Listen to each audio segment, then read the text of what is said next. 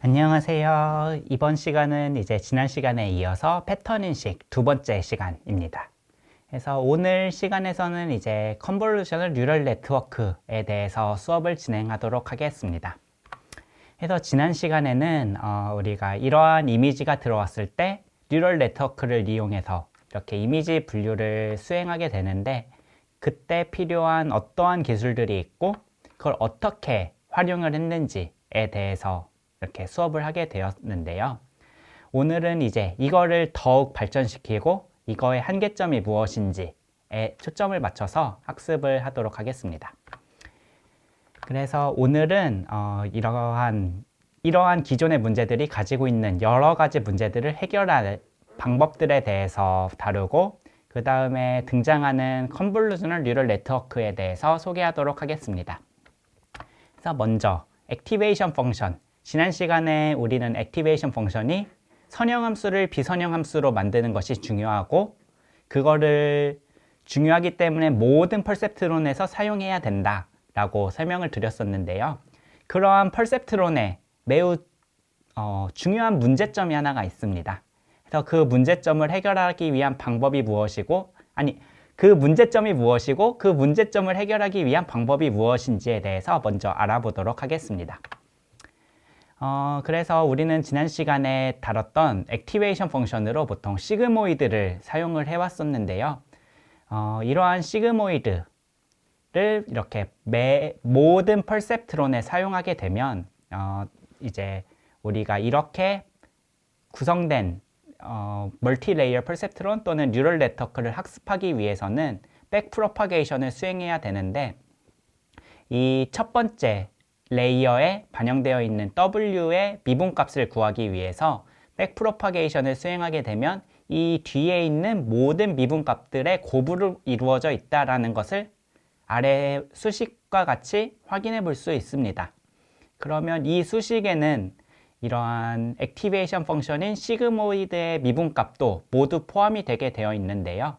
이러한 시그모이드의 미분값은 이렇게 정의가 되고, 이 정의된 거를 한번 그래프로 그려보면 이렇게 약간 가느다란 산 모양처럼 되게 됩니다. 근데 이 그래프를 자세히 보면 0 근처에서는 어떤 값을 갖지만 나머지는 대부분 0의 값을 갖고 있다는 것을 확인할 수 있게 되는데요. 이러한 0이 어떤 문제점을 가지게 될까요? 네, 이렇게 W가 이 결과값에 미치는 영향을 확인하기 위해서 이렇게 F를 W로 미분한 값을 구해야 되는데, 이러한 시그모이드 값의 미분값들을 이렇게 많이 곱해주게 되면 우리는 이 F를 W로 미분한 값은 거의 0에 수렴하게 됩니다. 그러면 이러한 미분값이 0에 수렴한다 라는 의미는 영향을 주지 못한다 라고 표현을 할 수 있고요.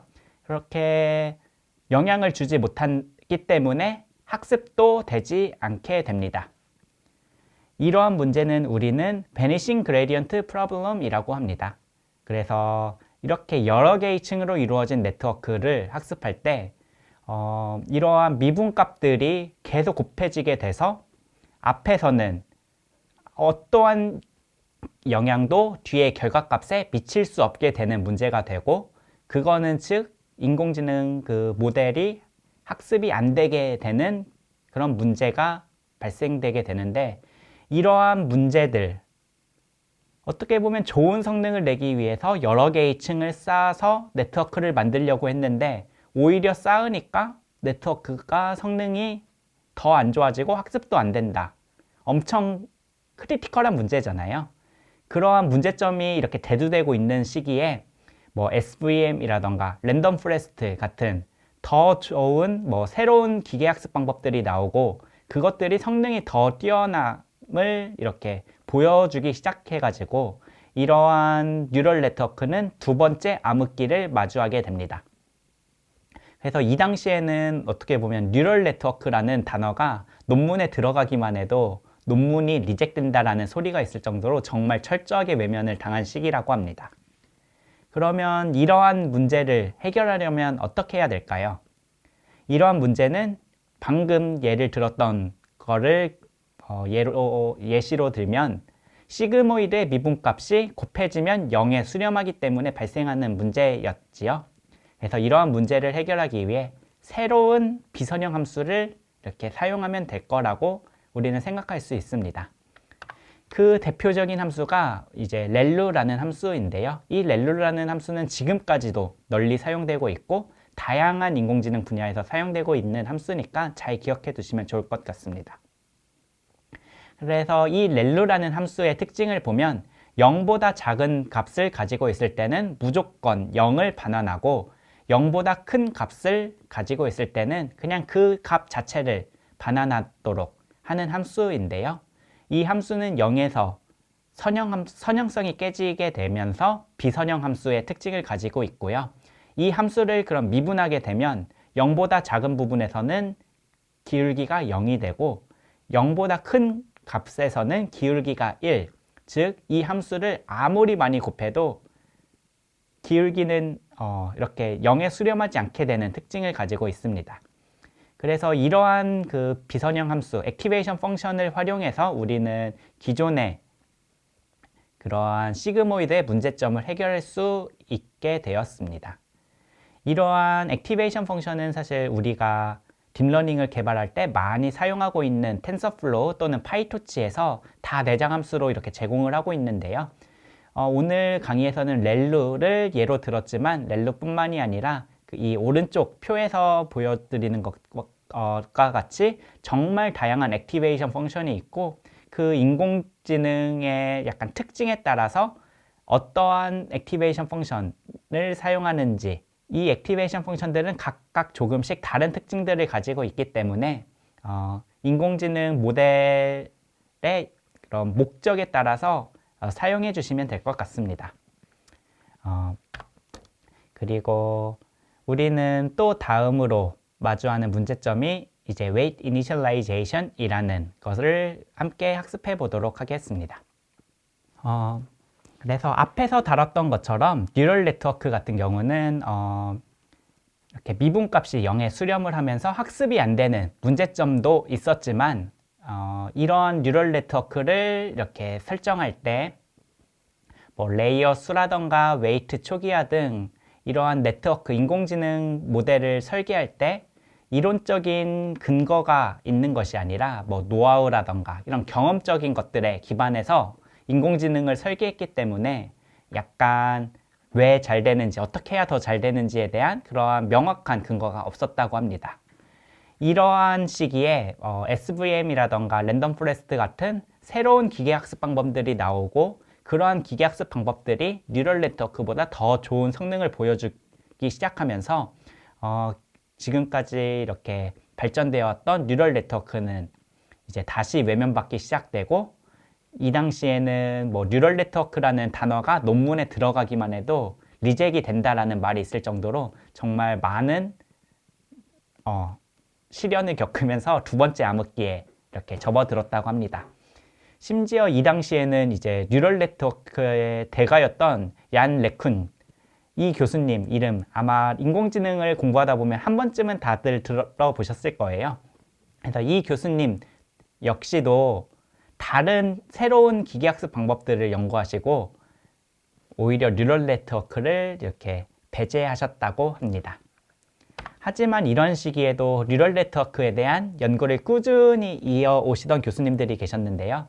그중 대표적인 교수님이 힌턴, 또 벤지오 이런 교수님들이 있는데 이러한 교수님들의 연구들은 이제 어떻게 하면 앞에서 이론적인 근거가 없기 때문에 많이 외면을 받은 것들 그런 문제점들을 해결하기 위해서 어떻게 웨이트를 초기화하면 더 좋은 성능을 낼지 어떻게 초기화를 하는 것이 좋을지에 대한 연구를 많이 수행하셨다고 합니다. 이런 웨이트, 그러면 이런 웨이트의 초기화는 왜 중요한지 이 논문의 그래프를 보면 확실히 알 수 있는데요. 똑같은 모델을 사용하는데 웨이트를 어떻게 초기화를 하냐에 따라서 성능이 정말 많은 차이가 발생하게 됩니다. 그래서 이 두 교수님은 어떻게 초기화를 하는 게 네트워크, 인공지능 모델을 만들 때 더 좋은지 또 어떻게 하는 게 더 이렇게 성능을 높일 수 있는지에 대한 연구를 이렇게 초점을 맞춰서 진행을 하셨다고 합니다. 그러면 이렇게 초기화가 성능에 많은 영향을 미친다라는 것을 이 논문의 표를 그림을 통해서 우리는 알 수 있는데요. 그럼 어떻게 초기화를 할 수 있을까요?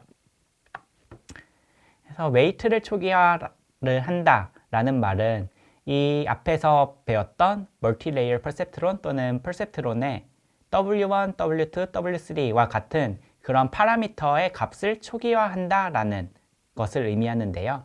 이러한 W와 B를 모두 0으로 초기화하는 방법이 있겠지요.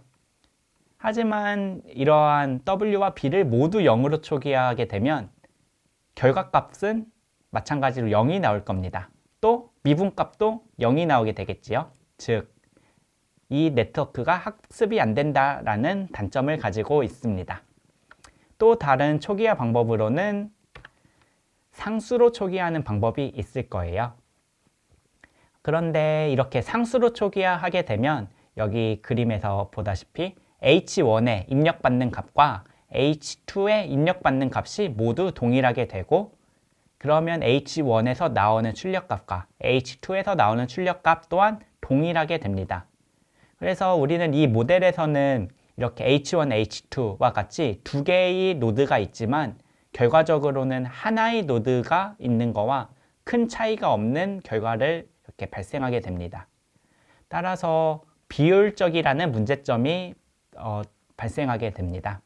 그럼 이러한 문제점을 해결하기 위해서는 상수로 초기화하는 게 아니라 랜덤하게 초기화하는 방법도 있겠지요. 그래서 랜덤하게 초기화하는 방법에는 가우시안 분포를 이용해서 초기화하는 방법도 있을 건데요. 이 가우시안 분포로 그럼 어떻게 초기화를 할까요? 먼저 가우시안 분포로 초기화를 할 때 아주 작은 난수로 초기화하는 방법이 있을 텐데 아주 작은 난수로 초기화를 하게 되면 이 결과값들이 레이어를 통과하면서 점점 작아진 결과값이 나오게 될 거예요. 그러면 점점 작은 값이 나오다 나중에 0이 나오게 될 테고 그 0이 나오게 되면 앞에서 0으로 초기화한 것처럼 네트워크가 더 이상 학습되지 않는 그런 현상이 발생하게 됩니다. 그럼 이런 문제를 해결하기 위해서는 큰 값으로 초기화하는 경우를 생각해 볼 수 있는데요. 큰 값으로 초기화를 하게 되면 오히려 반대로 이 각 레이어를 통과하면서 이 값들이 발산하게 돼서 그 결과는 1 또는 마이너스 1로 이렇게 변환이 되면서 우리가 원하는 결과를 얻지 못하는 문제점들이 이렇게 발생하게 됩니다. 그러면 우리는 적절한 가중치로 초기화해주기 위한 방법이 필요한데 이 적절한이라는 단어가 정말 제일 어려운 것 같아요. 그래서 이러한 적절한 가중치라는 거를 어떻게 구할 수 있는지 많은 연구들이 있었고 앞에서 말씀드렸던 그 두 교수님도 이러한 것을 어떻게 초기화를 할 수 있을지에 대한 많은 고민 후에 여러 논문을 통해서 이러한 초기화 기술들을 이렇게 개발하셨습니다. 그 중에 대표적으로 힌튼 교수님이 2006년도에 발표한 볼츠만 머신이라는 수학 기반의 그 초기화 방법이 있고요. 또 자비아라는 벤지오 교수님이 이렇게 만든 자비아 초기화 또는 해 초기화와 같이 여러 가지 초기화 방법이 있습니다. 그래서 간단하게 이 두 가지 초기화 방법에 대해서 정말 간단하게 알아보면 앞에서 다뤘던 가우시안 분포를 이용한 초기화 방법인데 여기서 이제 베리에이션으로는 그 입력 채널과 아웃풋 채널의 수를 가지고 그 베리에이션을 정하고 그것의 가우시안 분포를 가지고 있는 결과값으로 이 웨이트들을 초기화하는 방법을 이렇게 여러 교수님들과 연구진들이 개발을 했고 이 초기화를 했을 때 좋은 성능을 나타냈다라는 것을 수식적으로 증명했다고 합니다. 그래서 이 강의에서는 이게 왜 수식적으로 좋은 성능을 내는지에 대해서는 다루진 않을 거지만 만약 궁금한 친구들이 있다면 자비의 이니셜라이제이션 또는 해 이니셜라이제이션 이 슬라이드에 있는 논문을 한번 읽어보시면 많은 도움이 될 것 같습니다. 그래서 초기화를 할 때 이 두 가지 방법을 이용해서 초기화를 하면 수식적으로 또 경험적으로 하는 것이 아니라 이런 수식적 또는 이론적으로 초기화를 할 수 있다라는, 어떻게 보면 두 번째 암흑기의 그런 문제점을 해결하는 그러한 방법이 되었습니다. 그리고 다음으로 이렇게 소개해드릴 방법은 드롭아웃이라는 모듈인데요. 이 드롭아웃, 딥러닝을 그냥 지나가면서라도 한번 겪어본 학생들은 한 번쯤은 아마 들어봤을 거예요. 그래서 이 모듈은 지금까지도 딥러닝에서 많이 사용되고 있고 많이 중요한 모듈이니까 그냥 가볍게 들어주시면 좋을 것 같습니다. 그래서 이 드롭아웃에 대해서 설명드리기 전에 먼저 오버피팅이라는 개념에 대해서 한번 짚고 넘어가야 될 것 같은데요. 이러한 파란색 점들이 분포되어 있는 학습 데이터가 이렇게 주어졌다고 했을 때 이 학습 데이터를 이렇게 잘 표현하도록 모델링을 한다. 이게 어떻게 보면 인공지능을 개발하는 과정이지요. 그래서 인풋이 들어왔을 때 이 인풋을 잘 모델링을 하는 것이 인공지능 알고리즘을 개발하는 것이라고 이렇게 표현을 할 수 있는데요. 그럼 우리는 이 학습 데이터를 한번 잘 표현하도록 모델링을 한번 같이 해봅시다. 그러면 가장 단순하게는 이렇게 선으로 표현을 할 수도 있을 거고요. 또는 이렇게 곡선으로 표현을 할 수 있을 거고, 또는 이런 모든 점들을 이렇게 지나는 선으로 이렇게 모델링을 할 수 있게 될 거예요. 그런데 이렇게 모델링을 한 것 중에 우리는 어떤 것이 좋고 어떤 문제점이 있는지 한번 같이 알아보도록 해봅시다. 그래서 이렇게 여러 가지 방법으로 모델링을 할 수 있는데, 먼저 제일 왼쪽 선으로 모델링을 하는 경우에는 우리는 언더피팅이라고 이렇게 부르게 됩니다. 어떻게 보면 이 데이터를 이 선이 제대로 잘 표현을 못하고 있지요. 그래서 우리는 이렇게 학습이 덜 되었다던가, 또는 이 데이터를 표현하기에는 알고리즘이 너무 간단해서 알고리즘이 제대로 동작하지 않는 그런 상태를 언더피팅이라고 부르게 됩니다. 또 반면 이 제일 오른쪽 같은 경우는 우리는 오버피팅이라고 부르는데요. 이런 오버피팅, 너무 데이터를 너무 잘 맞추고 있지요. 완전히 100% 완벽하게 모델링을 하고 있는데 이러한 것이 왜 문제가 될지 이제 하나씩 알아보도록 하겠습니다. 그래서 이걸 알아보기 위해서 먼저 우리는 이러한 학습 데이터가 주어졌다고 하면 이런 학습 데이터를 완벽하게 분류하는 모델을 한번 같이 만들어 보면 아마 이렇게 만들 수 있을 거예요. 이렇게 만들게 되면 정말 학습 데이터에 대해서 굉장히 잘 훈련해서 트레이닝 데이터셋에 대해서 성능이 100%를 달성할 수 있게 됩니다. 하지만 이렇게 훈련된 알고리즘을 이러한 테스트 데이터셋에 적용을 하게 되면 어떠한 결과가 나올까요? 아마 이 그림과 같이 완벽하지 않은, 생각보다 잘 맞지 않는 결과를 볼 수 있게 됩니다.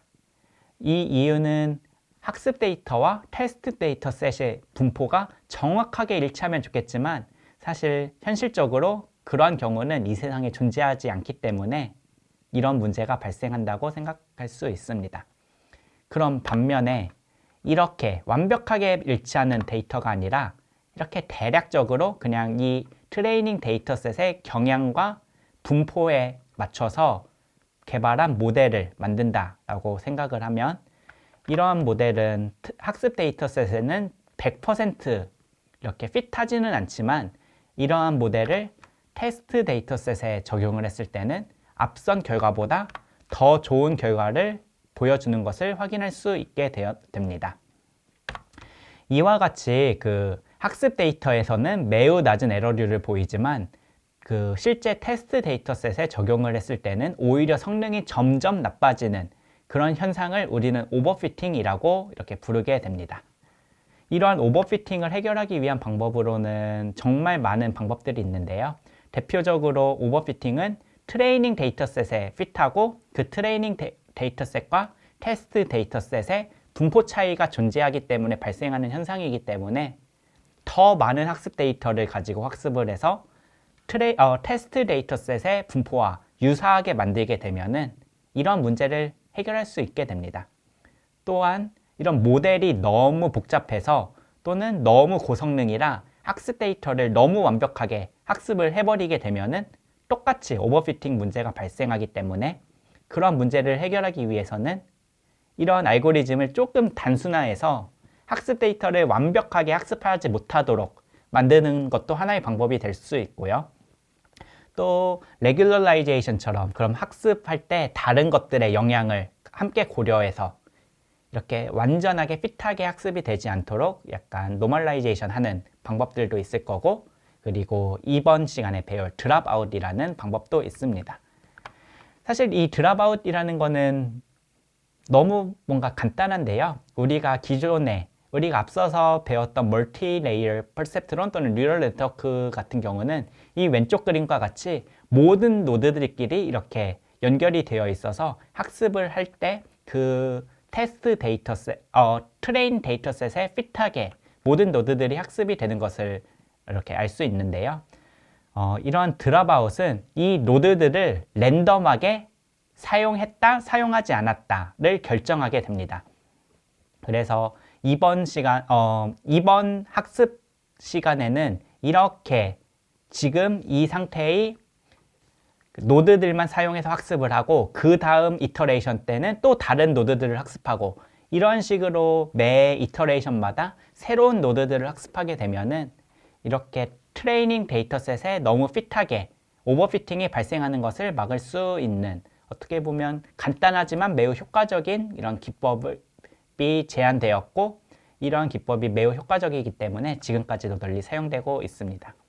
그래서 이러한 드랍아웃을 사용해서 만들어진 피처를 사용하지 않은 피처와 비교를 해보게 되면 위에 비해 좀 더 제너럴하고 좀 더 효과적인 피처들을 학습할 수 있게 된다는 것을 확인할 수 있습니다.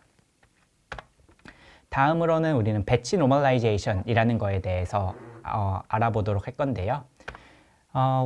이거를 이제 학습하기 전에 우리가 앞서서 다뤘던 그레디언트 베니싱 문제에 대해서 다시 한번 리뷰를 해보게 되면은 이 그레디언트 베니싱 문제는 네트워크가 깊어질수록 이제 오히려 학습이 안 되고 오히려 미분값이 0이 되기 때문에 네트워크가 학습이 안 되고 인공지능 성능이 더 떨어지는 문제를 보여주는 것이라고 했습니다.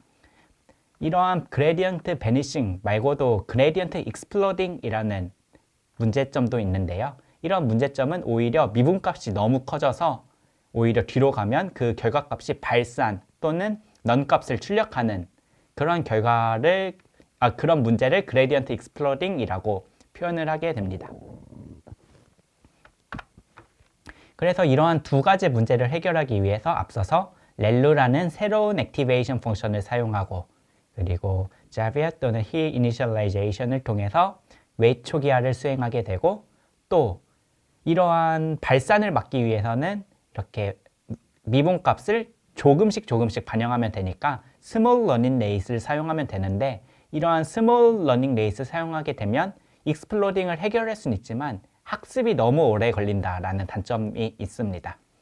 그래서 이러한 방법 말고 이제 배치 노멀라이제이션이라는 새로운 방법을 소개해 드리고, 이 방법은 앞서서 이렇게 배웠던 것과는 조금 다른 방식으로 이러한 그레디언트 베니싱 문제 또는 익스플로딩 문제를 해결하기 위한 매우 중요한 방법이다. 그렇기 때문에 우리가 이번 학습을 통해서 이렇게 이 과정을 함께 학습해 보도록 하겠습니다. 그래서 이 배치 노멀라이제이션에 대해서 다루기 전에 먼저 우리는 코베릿 시프트 또는 인터널 코베릿 시프트라는 거에 대해서 함께 이렇게 알고 넘어가야 되는데요. 우선 코베릿 시프트라는 그런 단어는 트레인 데이터셋과 테스트 데이터셋의 분포가 달라서 아무리 트레이닝 데이터셋으로 학습을 하더라도 그거를 테스트 데이터셋에 적용을 했을 때 좋지 않은 성능을 보여주는 그런 현상을 코베릿 시프트라고 합니다. 그리고 이제 인터널 코베리 시프트는 어떻게 보면 나비 효과라는 말 알지요? 그래서 나비 효과처럼 나비 효과라는 거는 지금의 어떠한 작은 변화가 나중에는 어떤 엄청 큰 변화를 야기하는 것을 의미하는데, 이러한 나비 효과 같은 것이 인공지능 신경망 안에서도 발생하게 됩니다. 그래서 특히 딥 뉴럴 네트워크 같은 경우는 레이어를 통과할 때마다 앞서서 설명드렸던 코베리 시프트가 일어나게 되는데, 이게 누적되게 되면은 앞에서의 작은 변화가 뒤에서는 많은 변화가 발생하게 돼서 네트워크 학습이 불안정하게 학습이 되기 때문에 이러한 것을 해결하기 위해서 이 저자들은 배치 노멀라이제이션을 제안하였고, 이 배치 노멀라이제이션을 통해서 이러한 문제를 해결했다라고 이렇게 표현하고 있습니다. 그러면 이 배치 노멀라이제이션이 어떠한 방법으로 이런 문제를 해결했는지 함께 알아보도록 하겠습니다. 이 배치 노멀라이제이션은 어떻게 보면 이 수식과 같이 평균과 분산과 관련된 이런 모듈인데요. 이거를 그림으로 표현해 보면 배치 1에서의 데이터는 이렇게 좌측 음수인 부분에 이렇게 데이터 분포가 있는데, 이런 데이터 분포, 또 배치 2에서는 오른쪽에 분포하고 있는 데이터 분포인 데이터가 있다라고 가정을 했을 때, 배치 노멀라이제이션을 통해서 평균이 0인 값으로 가운데로 옮겨주게 되고, 그 다음에 분산으로 나눠주게 되면은 비슷한 형태의 분포로 이렇게 옮겨주게 되면은 앞에서 다뤘던 그런 코베리 시프트라던가 인터널 코베리 시프트라는 것을 이렇게 해결할 수 있게 된다. 그러한 방식을 통해서 이러한 문제를 해결했다라는 것이 이제 배치 노멀라이제이션입니다. 그래서 정리를 하면 이제 이렇게 앞에서 넘어온 피처를 이렇게 시프트를 하고 스케일링을 수행해서 그 값이 액티베이션을 분포를 변경해서 넌 리니어티를 증가시키도록 이러한 평균값과 그런 분산값을 맞출 수 있도록 베타와 감마 값을 합습하는 모듈이 배치 노멀라이제이션이다 라고 이해해 주시면 될 것 같습니다. 그럼 마지막으로 이제 CNN에 대해서 우리 함께 학습해 보도록 하겠습니다. 앞에서 다뤘던 이러한 이미지가 들어왔을 때 일렬로 변형을 하게 되고, 이거를 딥 뉴럴 네트워크의 입력으로 사용하게 되면 7이라는 것을 이렇게 인식할 수 있게 되었는데요. 그럼 이러한 것에 다양한 문제점이 있었고, 그러한 문제점을 우린 앞에서 다뤘던 여러 가지 모듈을 통해서 해결을 했었습니다. 그러면 그 모듈들을 이용해서 모든 문제가 해결되었을까요? 아마 이러한 CNN이 등장했겠지요. 네, 그래서 이러한 것들이 가지고 있는 큰 문제는 먼저 차원의 저주라고 불리는 Curse of Dimensionality라는 문제와 이미지의 위치 정보를 고려하고 있지 않다라는 문제점을 기존의 뉴럴 네트워크는 지니고 있습니다. 그래서 먼저 첫 번째 문제인 차원의 저주라는 문제점에 대해서 함께 학습해 보도록 하겠습니다. 그래서 이 차원의 저주는 그냥 사전적인 의미로 데이터의 차원이 높아질수록 알고리즘의 실행이 매우 까다로워지는 현상이라고 이렇게 되어 있는데요. 사실 말로 하면 매우 어려울 거예요. 그래서 예를 들어 한번 설명드리겠습니다. 먼저 우리는 이렇게 28x28의 이미지를 일렬로 바꾸고 그거를 딥러닝을 통해서 이렇게 학습을 하게 되는데, 만약에 28x28 이미지가 아니라 우리 요즘 많이 사용하고 있는 게 4K, 뭐 이런 식으로 2K, 4K 이런 고해상도의 이미지를 사용하게 되겠지요. 그럼 이거를 이제 학습하기 위해서는 이런 2K, 2K를 일렬로 세우게 되면은 400만 개의 픽셀 값이 나오게 되고, 이 400만을 네트워크로 학습하기 위해서는 얼마나 많은 파라미터가 필요할까요? 아마 앞에서 다뤘던 28x28과 비교가 안 될 정도로 정말 많은 파라미터가 아마 필요로 할 거예요. 그러면 이렇게 파라미터가 많아지게 되면은 우리는 네트워크가 복잡해지고, 그러면 오버피팅이 발생하게 됩니다. 따라서 이러한 문제점, 즉 이미지 사이즈 또는 데이터 차원이 커질수록 정말 기하학적으로 너무 많은 너무 많은 파라미터가 필요하다. 그렇기 때문에 오버피팅이 발생하는 문제점이 있다라는 첫 번째 문제점이 있고요.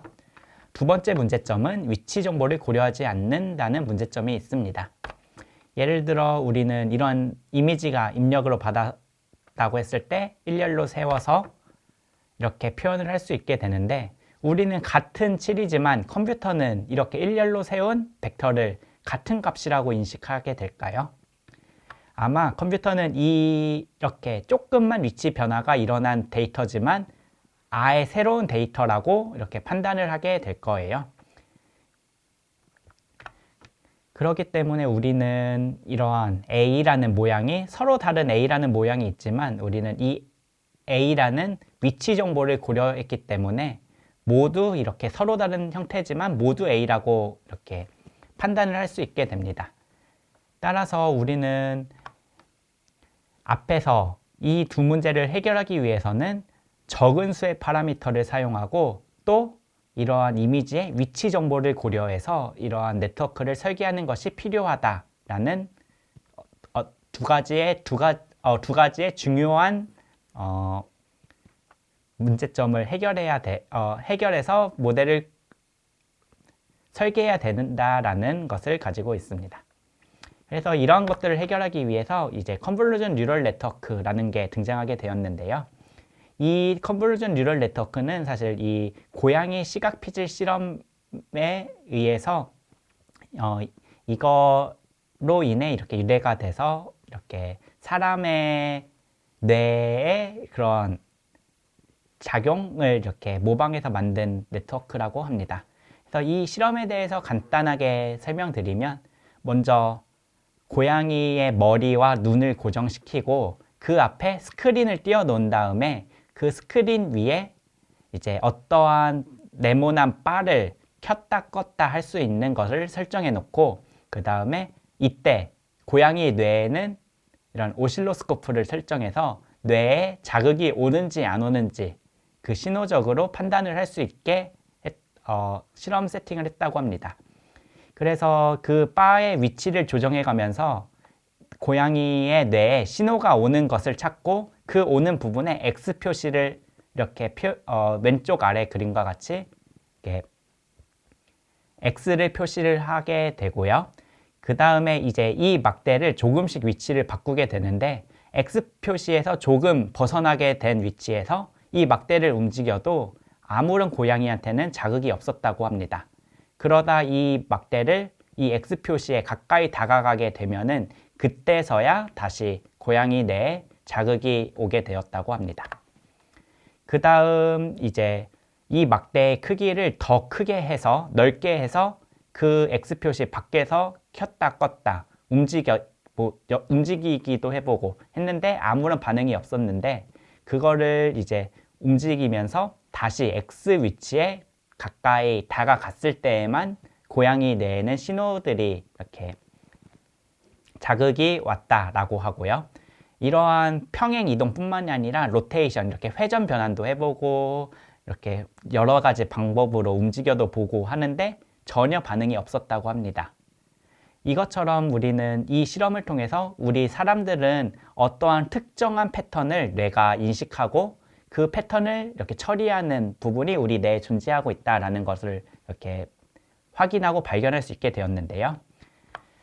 이거를 통해서 우리는 일정 범위 안에 자극에서만 활성화되는 로컬 리셉티브 필드를 가지며 이 수용 영역들이 서로 겹쳐서 전체 시야를 이루는 것을 우리 발견했다고 합니다.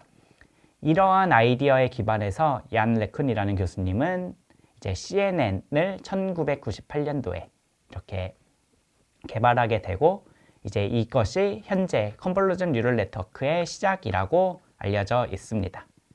그래서 컨볼루전 뉴럴 네트워크는 어떻게 보면 수학에서, 컨볼루전이라는 단어는 수학 또는 신호 처리에서 많이 사용되고 있는데요.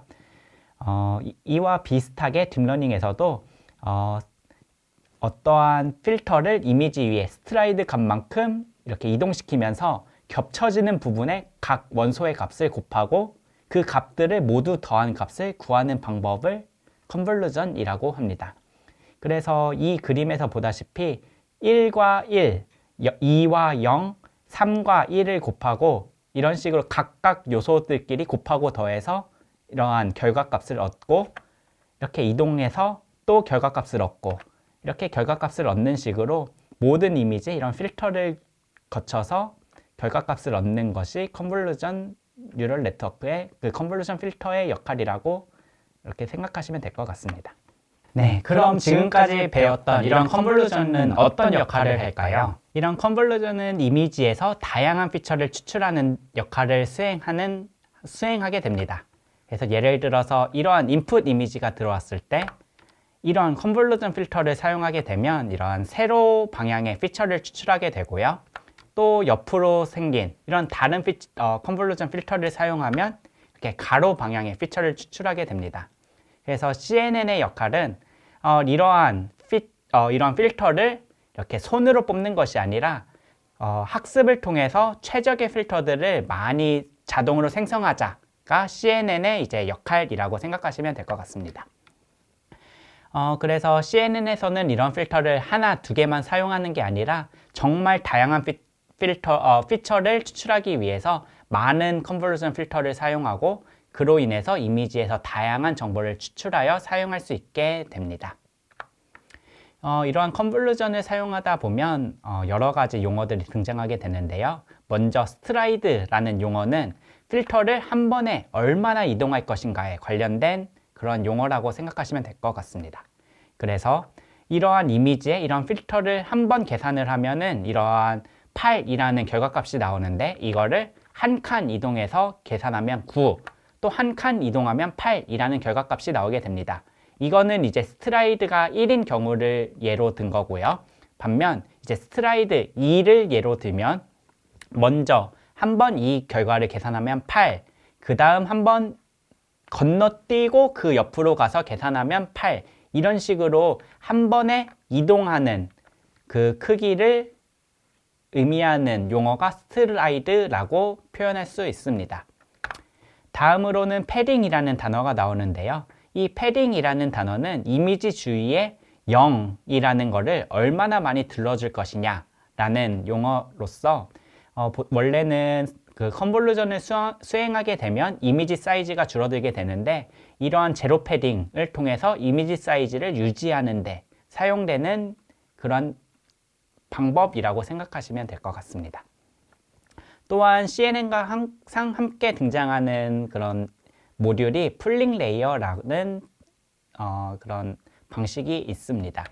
이러한 풀링 레이어는 간단하게 맥스 풀링과 에버리지 풀링 두 가지가 있는데 맥스 풀링과 같은 경우는 그 영역 안에서 가장 큰 값만 다음으로 넘기는 역할을 한다. 에버리지 풀링은 그 영역의 평균을 넘기는 역할을 한다 라고 이해하시면 될 것 같습니다. 그러면 이러한 풀링은 왜 필요할까요? 네, 이러한 풀링의 목적은 추가적인 파라미터 없이 인풋 사이즈를 줄일 수 있다라는 것을 위해서 사용하는 방법입니다. 이렇게 인풋 사이즈를 줄이게 되면 줄이게 된다라는 이유는 줄이게 되는 목적은 우리가 파라미터를 줄여서 오버피팅을 방지하고 그렇기 때문에 쓸데없는 파라미터를 줄일 수 있다라는 의미를 가지고 있고요. 또한 맥스플링 같은 경우는 가장 강인한 값만 다음 레이어로 넘겨주기 때문에 강인한 액티베이션을 추출함으로 특징을 더 잘 뽑아낸다라는 특징을 가지고 있습니다.